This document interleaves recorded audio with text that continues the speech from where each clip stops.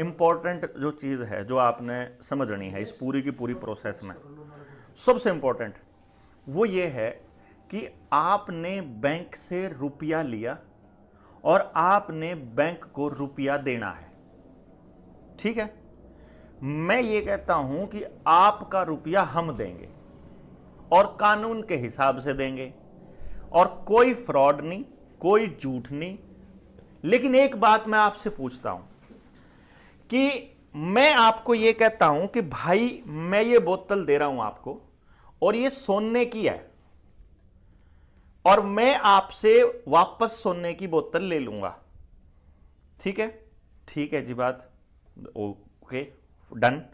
आपको मैंने ये बोतल दे दी और देने के बाद में आप मुझे ये कहो, मतलब मैं आपको ये कहूं देने के बाद जब आपको मिल जाए ना, मैं आपने कहूं कि मुझे सोने की बोतल चाहिए वापस, और आपने देख लिया और आपको पता चल गया कि यह सोने की कोनी थी, तो आप क्या करोगे? आप मुझे सोने की दोगे क्योंकि आपने सिग्नेचर करवा कर रखे थे, मैंने आप पर साइन करवा, मैंने सोने की दी। आपने पता चला खुरच के देखी सोने की तो कोनी, तो सर भीतर रखे और की है, सोने की तो सिर्फ ऊपर वापर चढ़ रही थी। तो तब आप जब मुझे वापस करने लगो और मैं आपने कहूं कि या नहीं है वाह मने सोने की चाहिए, तो क्या करोगे आप?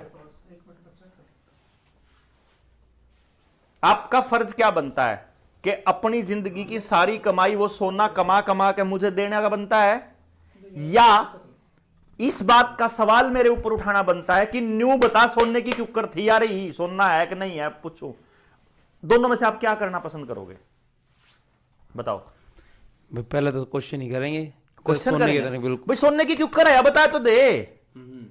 ये से पहला सवाल अभी कॉमन, अगर मैंने सोना दिया है तो वो सोना होना चाहिए, या मैंने जो भी दिया है अगर मैंने जो चीज आपने दी है वही तो रिटर्न होगी, है कि नहीं? जो दी वह रिटर्न होगी। बिल्कुल भाई ने एक बात भाई गलत दी है, प्लेटेड दी है तो प्लेटेड रिटर्न होगी, और गोल्ड दिया है तो गोल्ड ना। अगर मैंने गोल्ड की कह और प्लेटेड दी है तो मेरे को जेल होनी चाहिए, हाँ, मेरे को सजा होनी चाहिए, ब्रीच ऑफ एग्रीमेंट होता है। हाँ, फ्रॉड किया मैंने, अगर जो मैं आपको गलत चीज देता हूं तो पहला तो मैंने फ्रॉड कर दिया। अब मेरे फ्रॉड को उजागर करने को आप फ्रॉड बोलोगे या सच्चाई का रास्ता बोलोगे? पहले सच्चाई का रास्ता होगा जी, फ्रॉड है कि नहीं? अगर आप मेरे फ्रॉड को अगर आप ओपन करोगे तो वो सच्चाई का रास्ता है। पॉइंट नंबर 1 क्लियर, एक बात होगी। अब नंबर 2, बैंक ये कहता है कि आपको हमने 20 लाख रुपया दिया। सवाल नंबर 1, आपने 20 लाख हमको कब दिया? आपने तो डिजिट ट्रांसफर करे थे खाली। क्यों भाई? डिजिट ही ट्रांसफर करे खाली, अकाउंट ट्रांसफर डिजिट। और आपने क्या किया? वो डिजिट ट्रांसफर करे फिर किसी और के खाते में। आपको बैंक ने रुपए कह करके डिजिट ट्रांसफर किए। आपने भी किसी और से सामान लेकर आए, आप मान लो आपने मकान बनाया था, ईंट लेके आए, बजरी लेके आए, और भी जूते ले आए, कुछ और लिया उस पीछे का, जिसको आप पैसा मान रहे हो, जिसको आप रुपया मान रहे हो, वो पैसा आपने रुपया ही समझ के ट्रांसफर किया, और अगले ने भी रुपया ही मान के उसको लिया और आपको सामान दिया। यहां तक तो है बात सही। अब मुझे यह पता चल जाए कि जो बैंक ने मुझे पैसा दिया था वो पैसा था ही नहीं, वो तो फ्रॉड था, फिर आपका देना बनता है? मेरा देना बनता है? नहीं, जब फ्रॉड है तो क्या देना बनता है? तो उसकी सजा बनती है ना बैंक को। हाँ, उसको फाइन। ये है दूसरा पॉइंट। ठीक है जी बात। अगर वो मैं ये साबित कर दूं कि वो पैसा था ही नहीं, या मैं ये साबित कर दूं कि ये पैसा फ्रॉड था, ये है दूसरा बिंदु। ठीक है जी बात भाई। इब जया बात आप गांव राम ने समझाओगे तो जो पंचायती आदमी है ना भाई गांव का, वो जायज बात के साथ खड़ा होएगा। ठीक है नहीं बात? और गांव में आपा पूरे गांव ने बैठा के समझावांगे, भाई न्यू बता दो इसमें तो झूठ के है, और हम साबित करेंगे। ठीक, इब रुपया क्यों है पहले मैंने बताओ। जब मैं आपने नहीं पूछूं रुपया बताओ भाई क्यों है, बताओ। रुपया तो आज की डेट में तो एक करेंसी है, हाँ, इंडिया की। करेंसी होगा, क्यों है वह करेंसी? आपकी वीडियो से पता चला कि मानक होता है रुपया तो। ना ओ वह क्या है, वह तो मैंने बनाई नहीं बताई, जो असली बात है। रुपया क्यों है? रुपये का कोई मानक हो है वो ठीक है, लेकिन रुपया लेने देने का एक संचार। हाँ एग्जैक्टली, है ना, लेन देन का साधन इसको हम ऐसे बोलेंगे। ये रुपया जो है वो असल में लेन देन का एक साधन है। लेन देन कैसा? मैंने आपके घर पे काम किया, मैंने अपनी ऊर्जा लगाई, आपने उसके बदले में मुझे या तो अनाज दिया, या सूट दे दिया, या खाना बनाया दे दिया, या दूध दे दिया, घी दे दिया, या आपने आशीर्वाद ही दे दिया और मैंने वो धन मान लिया। मतलब मैंने अपना धन लगाया, मेहनत, और आपने उसके बदले धन दिया। आपने मैक्सिमम लोग आप 40 पार के बैठे आड़े, और 40 पार के हर बच्चे ने दाने में कुल्फी खा रखी सब्जी तक भी खरीदा है कि नहीं? मतलब या तो आपने खा रखी अपने हाथा दाने, मतलब हमारा माँ बाप खेत में काम करा, उससे दाने खाए, वो दाने तापा ने कुल्फी लाई, कुल्फी नाले ने भी जोर ला रखा।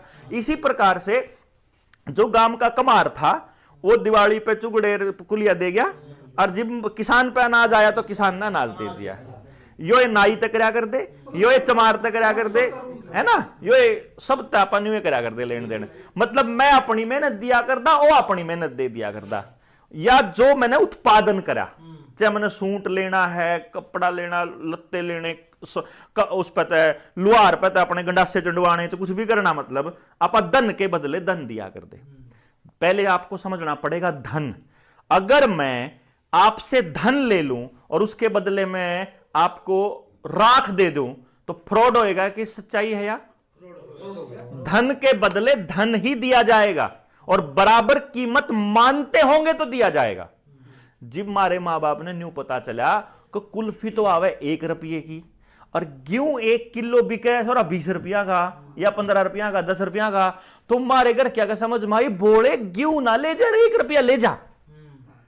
फिर हमारे गेहूं देने बंद करे और हमने रुपये के ट्रेड करना शुरू करा, क्योंकि गेहूं देने में ज्यादा धन जावे था और उधर से कुल्फी कमाया। हमेशा धन के बदले ही धन दिया जाता है। अब धन क्या होता है, यह बात आपको समझनी पड़ेगी पूरे दिमाग लगा के, क्योंकि यह धन ही है जो आप दे ले रहे हो। धन क्या होता है? जहां भी उत्पादन होता है वो धन होता है। किसान के खेत में एक बीज गिरा, 40 बीज आ गए, 400 बीज आ गए, 4000, कदे बाजरा, कदे मक्की, कदे गेहूं, मतलब डिपेंड करता है क्या का है भाई, खरबूजे का है, तरबूज के, मतलब एक बीज गिरा और कई बीज लिखड़ा है, अन्नधन हो गया वो, है ना।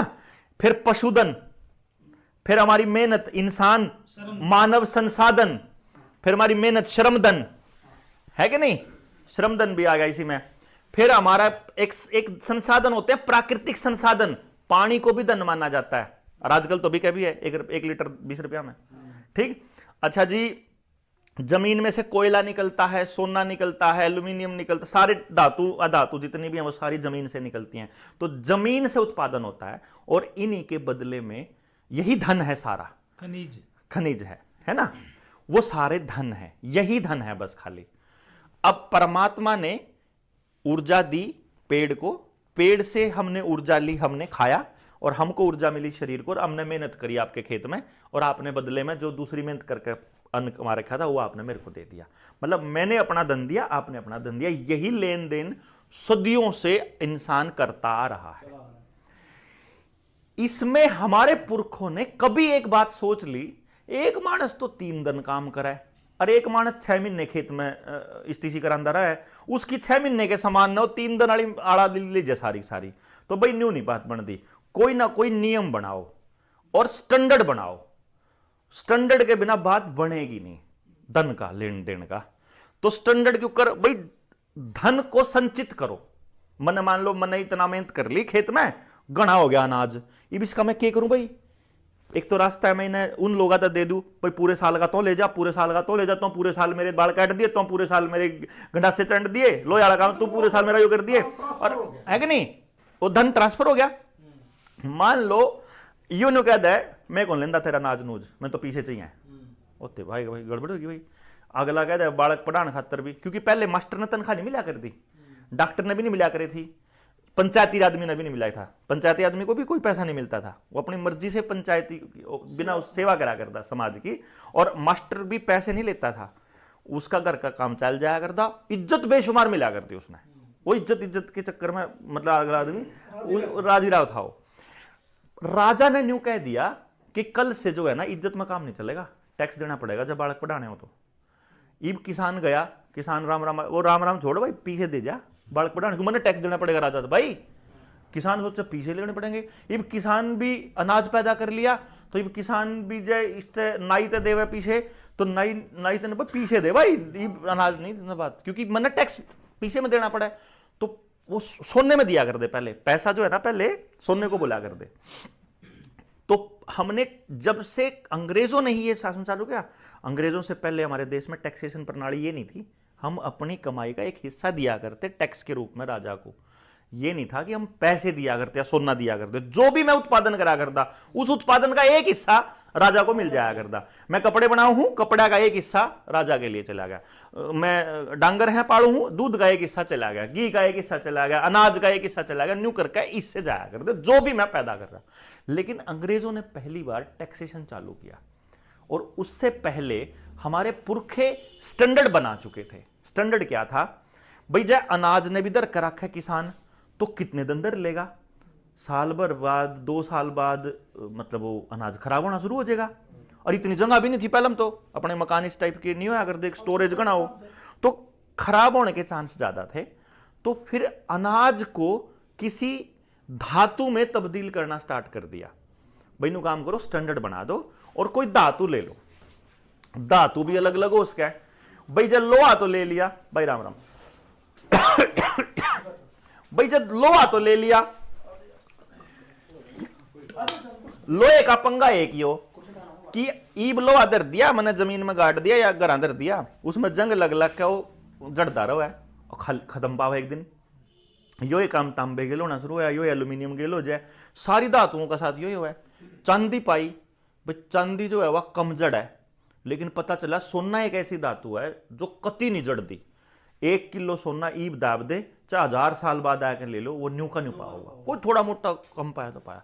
तो फिर पुरखा ने राह मिल गया, भाई न्यू काम करो, स्टैंडर्ड बनाओ सोना, लेन देन का साधन। वो बोले सोना तो थोड़ा मिला है, जो धरती में तली कड़न का मेटलर्जी बड़ी गजब की थी हमारी, उड़ा है प्योर सोना काट लिया करते हम, हमारे पास पूरा टेक्निक थी। आज भी जो यहाँ बागड़ी लोग आ रहे हैं ना, इनके पास आज भी मेटलर्जी इतनी जबरदस्त है, चाहे इन पर लोहे का काम करा लो चाहे सोने का काम करा लो, कितना ही करा लो। तो हमारे पुरखों ने देखा कि जो अवेलेबिलिटी है वह चांदी की सोने से 10 गुना अवेलेबिलिटी है। तो उन्होंने कहा कि जितनी भी पैदावार है ना, अगर 10 गुना पैदावार हो है तो न्यू काम करो 10 गुना, यानी कि जितनी मेहनत में सोना 1 किलो लिकड़ा है उतनी मेहनत में चांदी 10 किलो लिकड़ा हुआ है। तो पुरखा ने एक बड़ा जबरदस्त स्टैंडर्ड बना दिया, भाई सोने और चांदी का जो अनुपात है वो 1:10 का कर दो। 1:10 मतलब क्या कि 10 किलो चांदी और 1 किलो सोने की कीमतें बराबर कर दो। जब उतना ही हांगा 1 किलो सोना काटने में लग गए और उतना ही हांगा 10 किलो चांदी में लग गए तो बराबर कर दो। तो चांदी और सोने की कीमत का अनुपात 10:1 कर दिया, और यही फिर उन्होंने स्टैंडर्ड बना दिया लाइफ टाइम के लिए, परमानेंट, पूरी दुनिया के लिए। स्टैंडर्ड क्या कि 10 भाग चांदी के 1 भाग सोने का कीमत रहेगी बराबर। इसी को वो छोटे रूप में लिया है, क्योंकि 10 भाग मतलब 10 किलो चांदी ने कौन खींचेगा। तो न्यू काम करो, इसका रिप्रेजेंटेटिव बना दो छोटा सा। तो 1 तोला जो वजन था उसको उन्होंने स्टैंडर्ड में तब्दील कर दिया, और 1 तोला चांदी को 1 रुपया बोलना स्टार्ट कर दिया। ठीक है, 1 रुपया, 1 तोला चांदी को, 1 तोला चांदी को 1 रुपया, चांदी का ही रुपया होया करता, और वो 1 तोला उसका वजन होया करता। 1 तोले का मतलब ना 1 तोले का वजन 10 ग्राम नहीं होता भाई। सुनार के वहां जाके देखोगे जो यो 60,000 रेट पाओगा ना, यो प्रति 10 ग्राम पाओगा। उन्हें आपा धक्के तोड़ा का, वहां तोड़े का वजन होता है 11.664 ग्राम, 11 ग्राम 664 मिलीग्राम, ये 1 तोड़े का वजन है। और ये तब से और आज इतना ही है। 1 तोड़ा मतलब 11 ग्राम 664 मिलीग्राम। ठीक बात, असली तोड़ा ये असली तोड़ा यही है, यही वजन है तोड़े का। वो तो 10 ग्राम है ना, वो तो लिखा जाता है ब्रैकेट में 10 ग्राम प्रति 10 ग्राम, उसमें कभी तोड़ा नहीं लिखा जाता। तोड़ा तो हम बोलना हमारी लगाई नहीं कहता तोड़े की है, वो कहते हैं तोड़े की, वह 10 ग्राम की हो, वह तोड़े की नहीं होती, भाई 4 तोड़े की है। आम भाषा में वैसे कह देते हैं राउंड ऑफ करने के लिए, अदरवाइज होती नहीं वह। असल में तोड़ा 11.664 ग्राम होता है। तो चांदी का 1 रुपया 11.664 ग्राम चांदी, सोने का 1 तोला 10 चांदी के रुपया के, इसमें कोई डाउट तो नहीं, यही स्टैंडर्ड चलता रहा। 10 रुपया का 1 तोला सोना, और उस 1 तोला सोना का नाम रखा मोहर। मोहर, मोर, उसका नाम ही मोहर था, मोर थी, पुराने टाइम में कर दिया। आज भी अगर इनकम टैक्स में पुरानी किसी की एली में पाया जाए तो मोर पाया गया है। और एक और बात देखना, इनकम टैक्स के किसी भी साथी से पूछ लेना, अगर किसी के घर में मोर पाया पड़ी तो बकायदा जो सामान मिला उसमें लिखा जाता है 15 रुपए, 15 रुपये। कदम सोचो 1 तोला सोना लिखा जावे ना, 15 रुपये लिखा जावे। जय 1 तोला चांदी पा जाए, चांदी का सिक्का मिल जाए, उड़ा है, मान लो चांदी के 20 सिक्के मिल गए इनकम टैक्स वाला ने, और आपसे वो लिखवाएंगे ना जब के सामान मिला 20 रुपये लिखा है, चांदी चुंदी कुछ नहीं लिख दे, क्योंकि वो रुपया ही हुआ है, उस पर लिखा हुआ है भारत का, मतलब 1 रुपी इंडिया, वही लिखा होता है जो आज वाले रुपए पे। और वो जो मोहर है उसका जो उस टाइम का स्टैंडर्ड था वही लिखा जाता है, क्योंकि वो स्टैंडर्ड आज भी कायम है। हम ये ऑलरेडी बैंकों में जाके कर चुके टेस्टिंग। हम लेके गए एक तो 1892 वाला सिक्का, एक लेके गए 1944 वाला सिक्का, एक लेके गए यू कागज वाला रुपया, और एक लेके गए अपना लोहे वाला रुपया। 4 रुपये बैंक में ले गए हम। हमने बैंक वाले ने कहा जमा करने हमारे खाते में, बोल कितने करेगा? बैंक वाला बोला 4 रुपया में। हाँ, हम बोले भाई ये तो चांदी का है। बोला है तो रुपया, रुपया मतलब वैल्यू बराबर है। बोले और अच्छा, इसका मतलब चांदी वाले रुपये की और इस कागज वाले रुपये की बराबर है? बोला हाँ, लेकिन मार्केट में तो बराबर को नहीं। मार्केट में तो जो यो कागज वाला है इसमें 1 टॉफी मिला है, और जो सा वो चांदी वाला है उसमें तो 1 मन क्यों मिल जाए, और बैंक में वो 1 रुपये में चल रहा है। इसका मतलब मारा न्यू समझ में आएगी, कम से कम पहली बार दिमाग में यू आया कि इसका मतलब जो लोहे वाला रुपया है इसकी वैल्यू चांदी वाले रुपये के बराबर है। तो दिमाग में सवाल आया, पहली चली गया यू केस सुप्रीम कोर्ट में। Lokeshwar Dutt, justice A.K. पंथा, मैं नहीं गया था, हमारी टीम का एक साथी है। बड़ी जल्दी जब यह क्रांति होगी तो 1 लाख लोगों के सामने उस बंदे को लेके आएंगे हम। इब हमने फ्रिज में दर रखा हो, ठीक भाई, कदे खाम खाई हाईलाइट होगा, उन्हें उड़ा जाए कोई। अब वो बंदे ने जब जस्टिस A.K. पंथा और लोकेश्वर दत्त की खंडपीठ के सामने वो टेबल पर दर दिए और उसने न्यू पूछ लिया, भाई न्यू बता दे मत असली रुपया कौन सा है। उसके समझ में आई के गड़बड़ है। फिर दूसरे कागज भी लिया दर दिए गिला आरबीआई के कागजा में एक कानून पाया 1882 का, पेपर करेंसी एक्ट बोलते हैं उसको, 1882। उससे पहले का एक कानून पाया जिसमें पेपर करेंसी एक्ट के बारे में जिक्र था और जिसमें कॉइनेज एक्ट भी था। तो पता चलता है कि असल में क्या हुआ, ये जो मानक मैंने आपको बताया 10 रुपया की 1 मोहर, यो मानक हमारे पुरखे जबानी चलाया करते, कड़ी लिखित में कौन था यो। और पहली बार 15वीं शताब्दी में शेरशाह सूरी ने इसको लिखित रूप दिया, और वो न्यू का न्यू दिया। एक बात बताओ, मैं जबान ते न्यू लिखना रहा, भाई मेरा चाचा लग गया, मान लो मैंने चाचा कहूं, और आप किताब लिखने लग गए, और आप किताब मैंने लिख दो भाई संदीप जो है देवेंद्र का चाचा है, तो लिखने में क्या दिक्कत है? जो चीज सच्चाई है वह लिख दो, क्या दिक्कत है? और कानून बना दिया भाई चाचा है, ठीक, तो बन गया भाई, वो लिखित रूप दे दिया। जो पुरख्यान अपने यूज करा करते वो शेरशाह सूरी ने लिखित में दे दिया, कोई नुकसान नहीं। जो शेरशाह सूरी ने लिखा अंग्रेजों ने वही अडॉप्ट कर लिया, तो भी किसी को कोई आपत्ति नहीं, और वो अडॉप्ट करके चलता रहा। 1600 में ईस्ट इंडिया कंपनी आई, 1882 तक यही कानून रहा कि 1 रुपया 1 तोला चांदी और 10 रुपया का 1 तोला सोना, 1 मोहर, 10 रुपया की 1 मोहर। अब आप एक बात बताओ, मैं याड़ा बैठा हूं या मेरे घर वाली बैठी, हम दोनों जिक्र कर रहे, भगवान वह अलमारी में 150 रुपये पड़े, 150 तोला चांदी पड़ी है नहीं, और न्यू करिए कल ने दे दिए, कल तो छुट्टी है, परसों दे दिए, या परसों ने, कल ने तो मैंने खेत में जाना, परसों ने तुम्हें 150 रुपये दे दिए, इनका मैं सोना बदलवा लूंगा, 150 थोड़ी जगह ज्यादा गिर है और जाके उसका सोना ले आऊंगा, थोड़ी जगह में अभी तो बड़ा नोट नहीं लिया करा, थोड़ा है जगह में आ जाएगा, उसमें वैल्यू तो बराबर ही होगा उनकी। तो 150 रुपया में कितने तोड़े सोना होगा भाई? 15 मोहर आ जाएंगी, 15 तोड़े सोना आ जाएगा। बोले भाई ठीक है, यो भी ठीक है, 15 थोड़ी दर्द में आसान नहीं रहेगी। अच्छा जी, अगले दिन मैं तो चला गया खेत में और न्यूनतः सरकार ने एक नियम बना दिया, भाई कल से जो है ना एक मोहर 15 रुपया की होगी, 10 रुपया की नहीं होगी, बढ़ा दी 5। हाँ कीमत जो है वह 5 रुपये बढ़ा दी।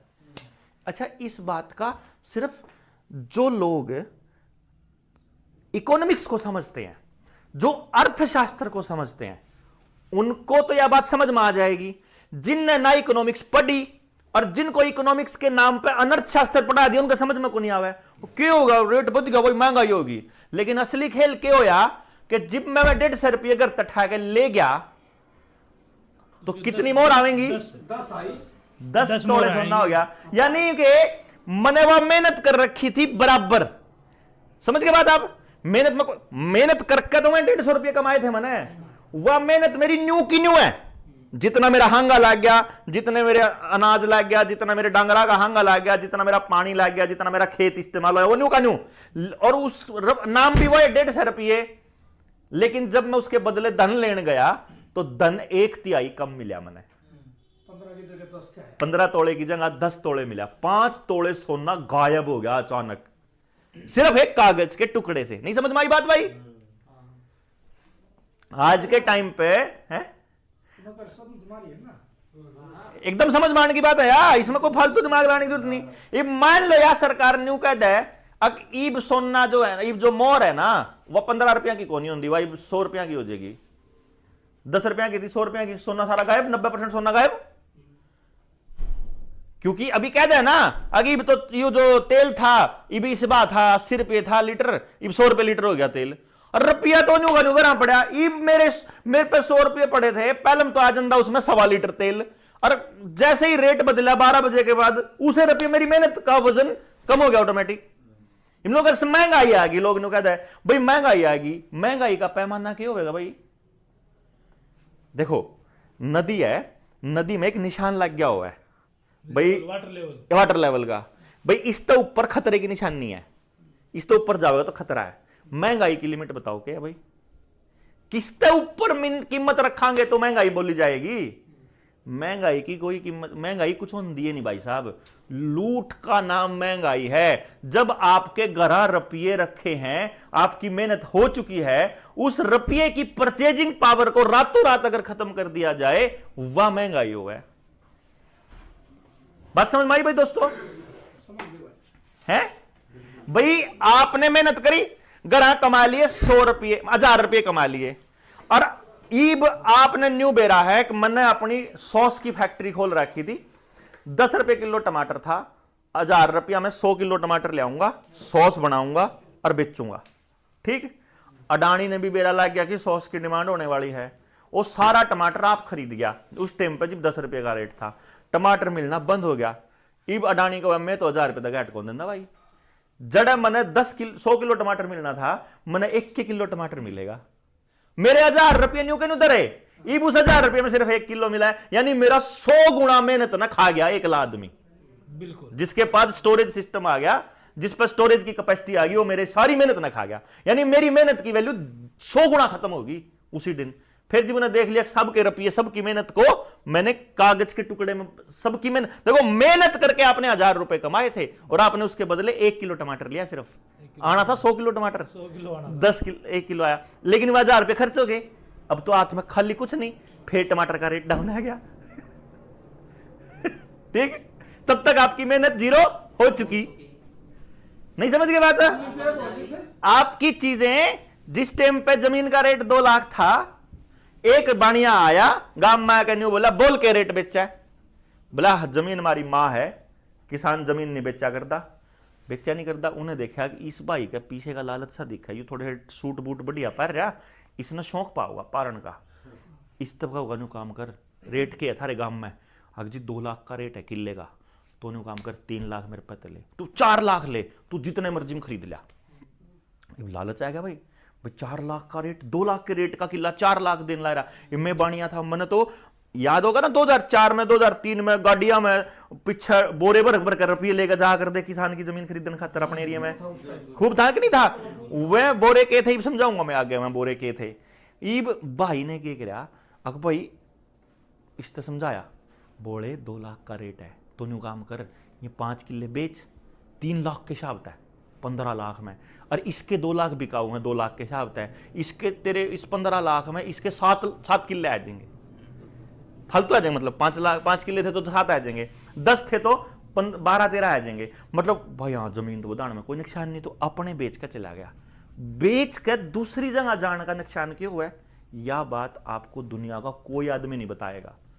बेच के दूसरी जगह जाने का नुकसान हमारे को हमारे पुरखे समझाया कर दे, जिस टाइम पे आपा पेड्डा लाया कर दे। एक जगह तक पेड्डा जब खड़ा कर दे और दूसरी जगह लाया कर दे, तो देखिए देखिए देखिए कदे जड़ दिख जाए। छोटे थे जब, छोटे छोटे थे नहीं, जड़ नहीं दिखनी चाहिए, जड़ का हवा नहीं लागनी चाहिए, धूप नहीं लागनी चाहिए। वह जड़ जिसकी दिखेगी ना, वो पेड्डा कदे दूसरी जगह जाकर उगेगा नहीं। जब कोई आदमी अपनी जड़ को छोड़ देता है, अपनी पहनावा, हमारा पहनावा या पैंट नहीं है, हमारा पहनावा धोती है, हम धोती और सिर की पगड़ी, अपनी बोली और अपने पैदाइशी जगह, ये 4 चीज अगर कोई आदमी ना छोड़ देना, उसके ऊपर दुनिया की कोई सरकार कब्जा नहीं कर सकती, गुलाम नहीं बना सकती। वो अपनी मर्जी का मालिक है उस धरती का। लेकिन जैसे ही आप अपनी पहनावा छोड़ देते हो, आप अपनी बोली छोड़ के आप हिंदी बोलने लग जाते हो या फिर आप अंग्रेजी बोलने लग जाते हो, उसी टाइम आपकी जड़ दिख जाए, उसी टाइम आप अपनी जगह छोड़ देते हो, तो जगह छोड़ते ही आप शरणार्थी बन जाते हो, और शरणार्थी का कोई अधिकार नहीं होता। वहां अगर आप अपने गांव में रहते हो ना, आपको किसी कागज की जरूरत नहीं, किसी आधार कार्ड की जरूरत नहीं। अगर आपके नंबरदार ने लिख कर दे दिया कि वो संदीप है, तो ये संदीप पे है, फिर दुनिया की कोई ताकत उसने बदल नहीं सकती, क्योंकि वहां गाम राम बस है। यार गुड़गाम में आके आपने जरूरत पड़ेगी अपने आधार कार्ड की, ड्राइविंग लाइसेंस की, दूसरी चीज़ों की। आपके गांव में आपको कभी जरूरत नहीं पड़ेगी। इसीलिए आपकी जगह से विस्थापित किया जाता है हर आदमी को। आप देखोगे शाहपुर में कलामपुर एक आदमी पढ़ाना होगा, कलामपुरी में हमारे फफड़ाने का पढ़ाना होगा, फफड़ाने में थारे का पढ़ाना होगा, फिर वहां का आदमी करनाल जाकर बसेगा, करनाल का आदमी गुड़गांव में आकर बसेगा, गुड़गांव में का आदमी विदेश जाकर बसेगा। मतलब हर आदमी अपनी जड़ को छोड़ के कहीं और बसेगा जाकर। तो जब आदमी की जड़ चली जाएगी तो खत्म।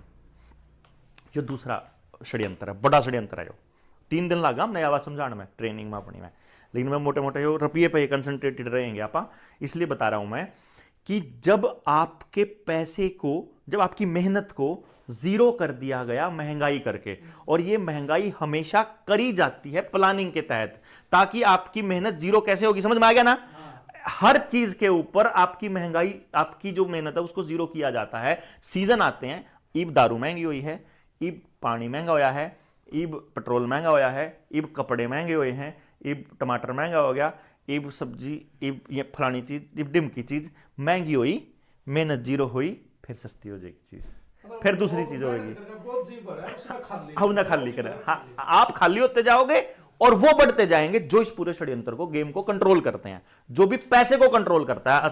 यहां लेके आओ, पैसे को एक ही फैमिली कंट्रोल करती है, पूरे वर्ल्ड के पैसे को। उस फैमिली का नाम है रॉकफेलर फैमिली। पूरे वर्ल्ड का, सिर्फ भारत का नहीं, जहां जहां अंग्रेजों का राज रहा है वहां वहां रिजर्व बैंक है उस कंट्री का। वहां वहां रिजर्व बैंक को बनाया उन लोगों ने। कब बनाया मालूम है आपको?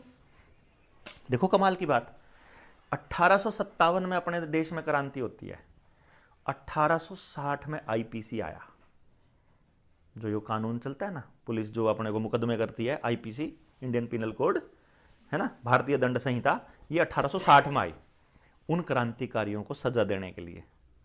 1861 में पुलिस कानून आया क्रांति के बाद। उससे पहले ना हमारे देश में पुलिस नाम की कोई चीज थी, ना हमारे देश में कानून नाम की कोई चीज थी। हमारा कानून हमारे गांव की पंचायत निर्णय तय लिया करती। आपके गांव में अलग पंचायत होगी, वह निर्णय लेगी, इनके गांव में वो, इनके गांव के अलग। मेरे गांव का बालक इनके गांव में जाकर अगर कोई जुल्म कराया तो दोनों गांवों की पंचायत तय करेगी कि इनकी पंचायत के हिसाब से न्याय होगा कि इस पंचायत के हिसाब से न्याय होगा। और तड़की पकड़ा गया मानस शांति न्याय होगा, उठेंगे उड़ता है न्याय होगा, फैसला नहीं